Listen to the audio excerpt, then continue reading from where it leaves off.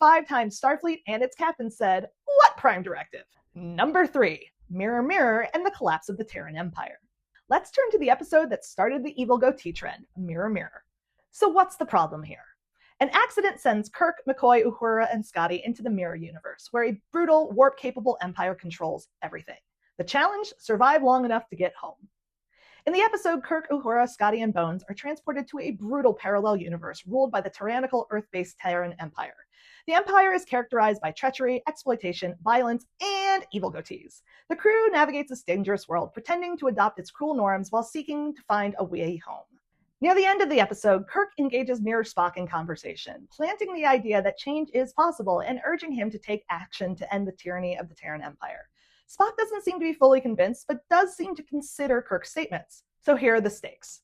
The stakes have nothing to do with the Prime Directive, implicitly. Basically, if Kirk and the crew can't figure out how to get home, they will be stuck in the universe forever. So let's talk about the violation. If it's not a classic Prime Directive episode, how do Kirk's actions break the Prime Directive? Let's return to Section 2B, no interference with the social development of a planet. Kirk doesn't accidentally say something that puts an idea into Mirror Spock's head. He intentionally pushes Mirror Spock toward reform, which fundamentally alters Terran history. But so what? I know some of you are going to be like, but the Prime Directive doesn't apply here because it's a different universe. Or, well, the Terrans suck, so their culture should change. And that's all fine and dandy. I get it. I just disagree with you. Because why should the Federation abandon its General Order 1, its Prime Directive, just because they're outside the Federation? Section 2 of the directive still applies to warp-capable cultures, both in and outside the Federation. So if the Prime Directive is supposed to be so important, wouldn't it be even more important to keep it here in the Mirror universe? So yeah, this does qualify as an egregious violation of the Prime Directive. But I get why Kirk did it.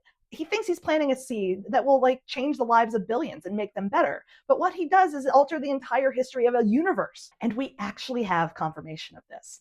We later see in Deep Space Nine that Kirk's meddling helped lead to the fall of the Terran Empire, which sounds like a good thing, until you find out that it led to the rise of the Klingon-Cardassian alliance, which in turn enslaved Terrans and Vulcans.